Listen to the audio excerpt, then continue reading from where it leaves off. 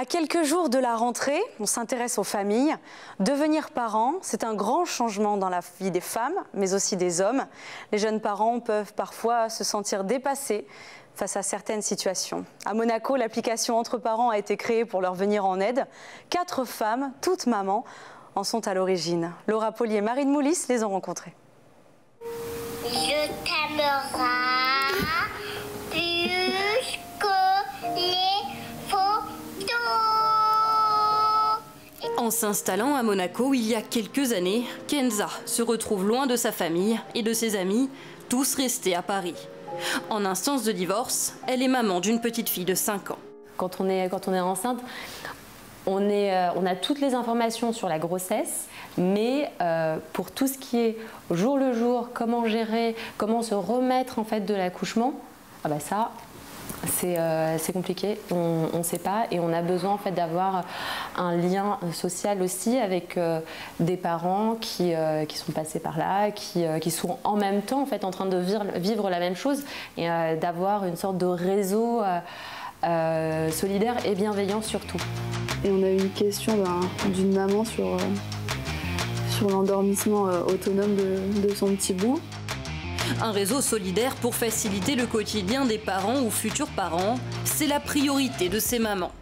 En juin dernier, elles ont lancé Entre Parents, une application inédite en principauté.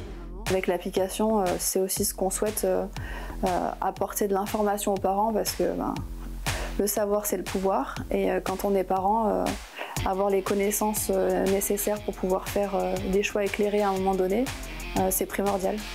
Projet bébé, sommeil ou infertilité, les parents peuvent échanger sur les forums de discussion et même se rencontrer lors d'événements.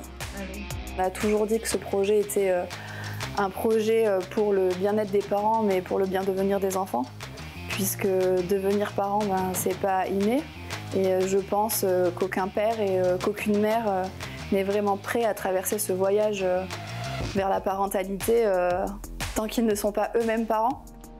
Ces difficultés, Agnès Guénin les comprend. Psychomotricienne, elle conseille les parents depuis 30 ans et a participé au développement de l'application. Pour elle, il faut tout un village pour élever un enfant. Donc on manque de soutien, on manque d'accompagnement, on manque de collectif, de communautaire. En Guyane, il n'y a aucune maman qui va demander à être seule dans sa chambre à la naissance. Au contraire, elles sont ravies qu'il y ait d'autres mamans qui soient là pour accompagner, pour discuter, pour échanger. Dans nos pays ici, les gens payent pour avoir des chambres individuelles.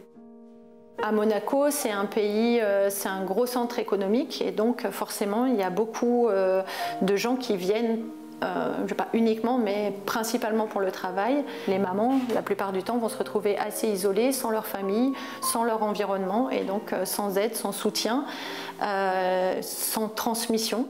Après l'application, les 4 mamans veulent créer un comité parentalité.